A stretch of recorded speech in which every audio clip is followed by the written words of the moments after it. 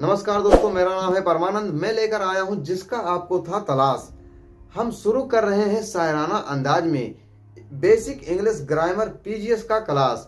सबसे पहले हम लोग सीखेंगे बेसिक के बारे में, उसके बाद हम लोग आगे बढ़ेंगे। कहते हैं पढ़ाई में मन नहीं लगता, पढ़ाई में मन नहीं लगता, लगाना पड़ता है। किसी चीज को समझने के लिए उसके जड़ की गहराई में जाना पड़ता है। तो सबसे पहले हम लोग जड़ से शुरू करेंगे, यानी बेसिक क्या है उसको पहले हम लोग समझेंगे। क्योंकि ग्रामर शुरू करने से पहले हम लोग समझ लेते हैं कि इसको लिखते कैसे हैं, उसके बाद में हम लोग आगे बढ़ेंगे। आगे जब हमें आ जाएगा समझ बेसिक का, फिर हम शुरू करेंगे बात मेन टॉपिक का। ठीक, हमने क्या कहा? मेन टॉपिक का, यानी जो हमारा टॉपिक होगा उस पर हम जब बात करेंगे जब हमें बेसिक के बारे में पता हो जाएगा। ठीक, तो सबसे पहले हम लोग बेसिक को जान लेते हैं, यानी कि इंग्लिश को लिखना सीखते हैं। उसके बाद में हम लोग मेन टॉपिक पे बात करेंगे।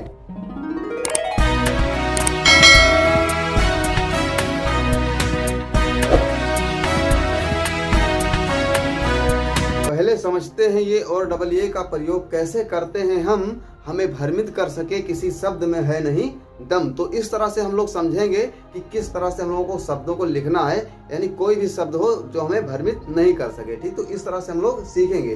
तो सबसे पहले हम लोग ये जान लेते हैं कि हिंदी में कितने अक्षर होते हैं और इंग्लिश में। तो इस बेस पर हमारा इंग्लिश लिखने का तरीका थोड़ा आसान हो जाएगा।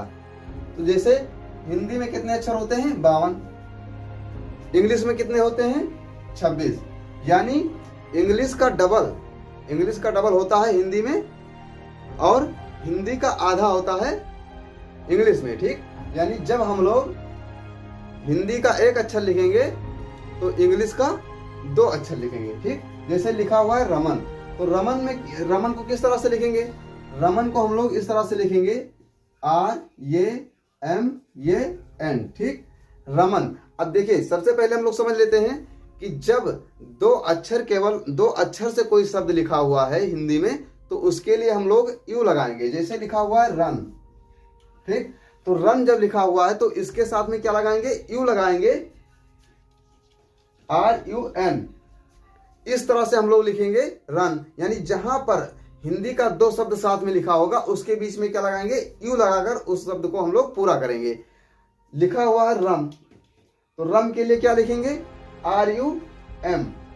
अब इतना समझिए कि जब जैसे हिंदी में अगर केवल 2 अक्षर है, ठीक, हिंदी में केवल 2 अक्षर है तो उसके लिए हम लोग यू लगाएंगे। अगर 2 से अधिक है तो क्या लगाएंगे? ये लगाएंगे। तो यहाँ पर क्या लिखा हुआ है? रमन। रमन के लिए क्या लगाएंगे? RAMN, रमन। तो रमन को हम लोग इस तरह से लिखेंगे। लिखा हुआ है कमल, तो कमल को किस तरह से लिखेंगे? KAMAL, कमल। देखिए, अब ध्यान देने वाली बात यहाँ पर ये है कि लास्ट में लिखा हुआ है ना, यानी ना आपको दिख रहा है पूरा, तो आप सोचेंगे कि यहाँ पर भी ये लगना चाहिए। तो यहाँ पर ये क्यों नहीं लग रहा है? क्योंकि जब कोई अक्षर लास्ट में लिखा होता है तो वो आधा अक्षर के बराबर होता है। ठीक, तो यहाँ पर हम लोग लगाते हैं केवल ना, यानी इसको ही यूँ समझिए कि ये आधा अक्षर आपका लिखा हुआ है, यानी लास्ट में जो अक्षर लिखा होता है वो आधा अक्षर के बराबर होता है। इसलिए हम लोग क्या लिखते हैं? इंग्लिश का एक लेटर ही लिखते हैं, उसके साथ ये नहीं लगाते हैं। ठीक, तो इस तरह से हम लोग सही तरीके से लिख सकते हैं। अब जैसे लिखा हुआ है यहाँ पर राम, तो राम को हम लोग किस तरह से लिख सकते हैं? RAAM, राम। इस तरह से हम लोग लिख सकते हैं राम। अब यहाँ पर डबल ये लगा दिया क्योंकि यहाँ पर बड़ा आ का मात्रा आ रहा है, तो इसलिए हम लोगों ने क्या लगाया? डबल ये लगा दिया। अब राम को हम लोग एक तरीके से और लिख सकते हैं। किस तरह से लिखेंगे? RAM, राम। ठीक, जब इस तरह से लिखेंगे तो ये भी हमारा राम ही पढ़ा जाएगा।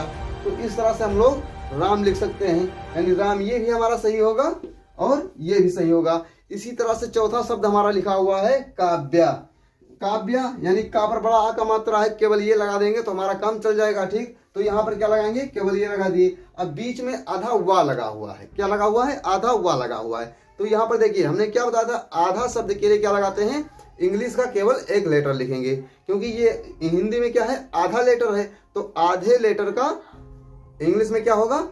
पूरा लेटर होगा। तो यहाँ पर हम लोग क्या लगाएंगे? केवल वी लगा देंगे। ठीक, तो ये हो गया वी। अब यहाँ पर लिखा हुआ या उसके सामने क्या है? बड़ा आ का मात्रा भी है, तो इसके सामने क्या लगाएंगे?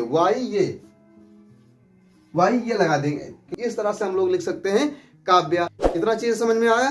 अब हम प्रयोग करते हैं आई और डबल ई का। अब हम प्रयोग करते हैं आई और डबल ई का। बचा कोई शब्द ऐसा स्पेलिंग लिख सके ना जिसका, बचा कोई शब्द ऐसा स्पेलिंग लिख सके ना जिसका। तो हम लोग समझते हैं कि आई कहाँ पर लगाना है और डबल ई कहाँ पर लगाना है। तो इस तरह के शब्दों को हम लोग देखते हैं। ठीक, तो सबसे पहला शब्द है हमारा अमिता। तो अमिता को यानी अमिता यानी यहाँ पर क्या है, माँ पर छोटी ई का मात्रा, तो छोटी ई के लिए क्या लगाते हैं, आई लगाते हैं। तो इसको किस तरह से लिख सकते हैं, ये MIT ये अमिता। तो अमिता को हम लोग इस तरह से लिख सकते हैं, यानी छोटा आ है तो छोटा आ के लिए हमने क्या लिखा, ये लिखा। माँ पर छोटी ई के मात्रा है तो छोटी ई के मात्रा के लिए क्या लगाते हैं, आई लगाते हैं। तो यहाँ पर हमने लिखा MI, अमी होगा। उसके बाद में लिखा हुआ ता, तो ता के लिए हम क्या लिखते हैं, टी लिखते हैं। उसके बाद में बड़ा आ का मात्रा है तो उसके लिए ये लिख दिया। ठीक, तो इस तरह से हम लोग लिख सकते हैं अमिता। अब दूसरा शब्द है हमारा करिश्मा। तो का के लिए क्या लिखेंगे, के ये लिखेंगे। रा पर छोटी ई की मात्रा है, इसके लिए क्या लिखेंगे, RI लिखेंगे। बीच में आधा सा लगा हुआ है तो इसके लिए लिखेंगे SH। और लास्ट में लिखा हुआ है माँ, और माँ के साथ में क्या लगा हुआ है, बड़ा आ का मात्रा लगा हुआ है तो इसके लिए लिखेंगे MA। तो इस तरह से हम लोग लिख सकते हैं करिश्मा। अब बचा क्या, गीता, यानी तीसरा शब्द है हमारा गीता। अब गीता पर बड़ी ई का मात्रा लगा हुआ है तो बड़ी ई के मात्रा के लिए हम लोग क्या लगाते हैं, डबल ई लगाते हैं। तो इसको किस तरह से लिखेंगे, गा के लिए क्या होगा हमारा, जी हो गया। ठीक, अब बड़ी ई के मात्रा लगा हुआ है तो इसके लिए हम लोग क्या लगाएंगे, डबल ई लगाएंगे। तो इस तरह से हम लोग लगा दिए डबल ई। लास्ट में क्या है, ता है, ता पर आ का मात्रा है तो इसको किस तरह से लिखेंगे, टी ये। ठीक, तो इस तरह से हम लोग लिख सकते हैं गीता। अब लिखा हुआ है चौथा शब्द हमारा है गीतांजलि। क्या है, ये थोड़ा बड़ा है यानी देखने में बड़ा है तो इसमें हमें लगता है कि कुछ गलती ना हो जाए। ठीक, तो यहाँ पर गलती ना करते हुए हम लोग किस तरह से लिखेंगे, इसको लिख सकते हैं जैसे गा लिखा हुआ है तो गा के लिए क्या लिखते हैं, जी लिखते हैं। बड़ी ई की मात्रा है तो उसके लिए क्या लिखेंगे, डबल ई लिखेंगे। ठीक, तो ये हो गया हमारा गी। ता पर आ का मात्रा है, ऊपर बिंदी है, अंका बिंदी है तो इसके लिए क्या लिखेंगे, ता के लिए टी हो गया।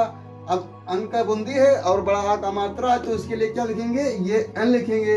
अब लिखा हुआ है जा, तो जा के लिए लिखेंगे जे, इसके साथ में लगाएंगे ये। और लास्ट में है ला पर बड़ी की मात्रा, तो बड़ी की मात्रा यहाँ पर है तो लिखेंगे LI। ठीक, तो इस तरह से हम लोग लिख सकते हैं गीतांजलि। देखिए अब मजा आएगा UOO के साथ में, क्योंकि समझ आ गया इतना शब्दों को लिखने के बाद में। ठीक, तो अब हम लोग समझते हैं कि यू कहाँ पर लगाना है और डबल वो कहाँ पर लगाना है। ठीक, तो चलिए शुरू करते हैं। सबसे पहला शब्द क्या है हमारा, सुमन। तो सुमन यानी छोटाऊ, छोटाऊ का मात्रा लगा हुआ है तो छोटाऊ की मात्रा के लिए क्या लगाएंगे, यू लगाएंगे। तो यहाँ पर क्या लगेगा, यू लग गया। ठीक, माँ है तो उसके लिए M ये, और लास्ट में क्या है ना तो उसके लिए N। ठीक, तो इस तरह से हम लोग लिख सकते हैं सुमन। अब क्या है, दूसरा शब्द है हमारा उदय। तो छोटाऊ के लिए क्या लगाएंगे, यू। दा लिखा हुआ है तो D ये, लास्ट में या है तो Y। तो इस तरह से हम लोग लिख सकते हैं उदय। तीसरा शब्द हमारा है परसून, यानी इसपे बड़ाव का मात्रा है तो बड़ाव की मात्रा के लिए क्या लगाते हैं, डबल वो लगाते हैं। तो लिखेंगे, देखिए पा के साथ में रा लगा हुआ है तो जब हम लोग बोलते हैं प्रासून यानी पा के तुरंत बाद क्या आ जा रहा है, रा। तो पी के बाद में हम लोग ये नहीं लगाएंगे, आर के बाद ये लगाएंगे। तो इस तरह से हम लोग लिखेंगे PR ये। ठीक, तो इस तरह से ये इतने का हो गया। अब लिखा हुआ है सून, तो SOON सून। तो इस तरह से हम लोग लिख सकते हैं प्रासून। अब बचा क्या हमारा चौथा शब्द यानी सूरज। सूरज यानी सा पर बढ़ाव का मात्रा है, इसके लिए डबल वो लिखेंगे। फिर लिखा हुआ है R, मतलब रा लिखा हुआ है तो रा के लिए R ये लगाएंगे। लास्ट में क्या है ज, तो इसको क्या लिखेंगे, ज लिखेंगे। तो इस तरह से हम लोग लिख सकते हैं सूरज। कुछ नहीं बचा वो कुछ नहीं बचा वो एंड ये यू में, कुछ नहीं बचा वो एंड ये यू में, क्योंकि मजा आने लगा इन शब्दों को लिखने में। ठीक, तो अब हम लोग जानते हैं कि वो का कहाँ पर प्रयोग करना है और ये यू को कहाँ पर लगाना है। ठीक, तो अब देखते हैं, जैसे लिखा हुआ है पहला शब्द रोहन। तो रा यानी ओ का मात्रा लगा हुआ है तो ओ के मात्रा के लिए क्या लिखते हैं, वो लिखते हैं। ठीक, तो इसको किस तरह से लिखेंगे, रा के लिए हो गया R, ओ का मात्रा है तो वो हा के लिए एन, ये एन, ओ सॉरी एच ये एन, ठीक। तो इस तरह से हम लोग लिख सकते हैं रोहन। अब लिखा हुआ है प्रमोद, जैसा कि हमने बताया था अभी पीछे लिखा था ना प्रसून, तो उसी तरह से लिखेंगे पी आर, ये माँ पर ओ का मात्रा है तो एम ओ, उसके बाद में लास्ट में क्या है द है तो द के लिए डी, ठीक। तो इस तरह से हम लोग लिख सकते हैं प्रमोद। अब देखिए तीसरा शब्द हमारा है गौरव, यानी औ का मात्रा लगा हुआ है, तो औ के मात्रा के लिए क्या लगाते हैं, ये यू लगाते हैं, ठीक। तो गा के लिए क्या लिखेंगे, जी लिखेंगे, गा के लिए जी लिख दिया। अब औ का मात्रा है तो ये यू, रा के लिए क्या लिखेंगे आर, ये लास्ट में वाह है तो वाह के लिए वी। तो इस तरह से हम लोग लिख सकते हैं गौरव। अब चौथा शब्द हमारा लिखा हुआ है कौशल्या, क्या लिखा हुआ है कौशल्या। तो कौशल्या को किस तरह से लिख सकते हैं, कौशल्या को लिखेंगे हम का के लिए के, औ का मात्रा है तो ये यू, स लिखा हुआ है तो एस ए, आधा ला लिखा हुआ है तो एल, लास्ट में या, यानी यहाँ पर बड़ा आ का मात्रा लगा हुआ है तो यहाँ पर क्या लिख देंगे वाई ये। तो इस तरह से हम लोग लिख सकते हैं कौशल्या। अंत में बचा ये एन एंड ये एच, कहाँ लगाते हैं इन्हें हम, अब कोई भी शब्द हो लिख सकते हैं उन्हें हम समय में कम, ठीक। तो अब हम लोग जान लेते हैं कि ये एन का कहाँ, ये एन, अब हम लोग जान लेते हैं।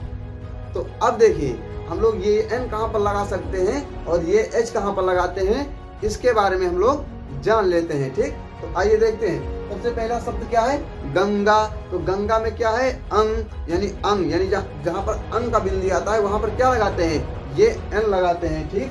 तो गंगा यानी गंग, तो यहाँ पर गा लिखा हुआ तो गा का स्पेलिंग क्या होगा, जी होगा, ठीक। अब अंग का मात्रा है यानी अब ऊपर बिंदी लगा हुआ है, यानी अंग वाला बिंदी लगा हुआ है तो यहाँ पर क्या लगाएंगे, ये एन लगाएंगे, ठीक। तो ये एन यहाँ पर लगा दिया हमने, तो ये एन हो गया। अब फिर लिखा हुआ है गा, तो गा के लिए जी ये, ठीक। तो इस तरह से हम लोग लिख सकते हैं गंगा।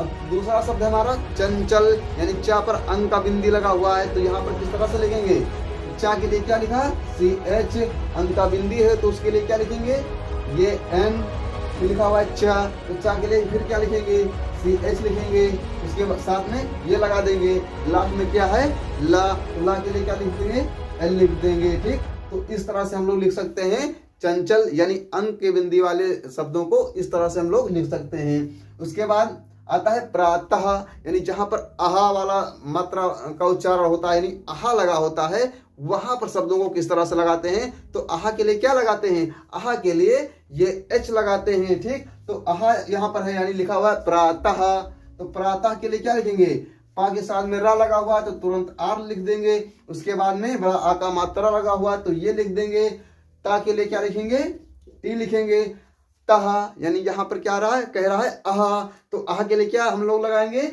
आहा के लिए क्या लगाते हैं ये एच, तो यहाँ पर लगा देंगे ये एच। तो इस तरह से हम लोग लिख सकते हैं प्रातः, यानी जहां पर आहा वाला बिंदी लगा हो वहां पर हम लोग ये एच लगा देंगे, ठीक।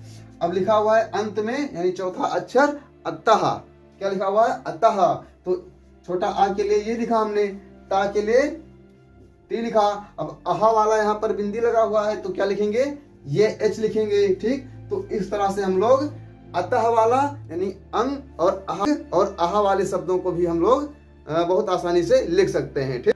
अंत में दोस्तों बस इतना ही कहना चाहूंगा, रख धैर्य कर परिश्रम सीखने के जोश को, रख धैर्य कर परिश्रम सीखने के जोश को तू बरकरार रख, वो सब मिलेगा जो तू चाहता है, वो सब मिलेगा जो तू चाहता है, बस उसके लिए खुद को तैयार रख, खुद को तैयार रख, ठीक। अगर आप सभी लोग हमारे साथ अभी तक बने हुए हैं तो तहे दिल से आप सभी लोगों का धन्यवाद। मिलते हैं अगले वीडियो में एक नए उत्साह और जोश के साथ।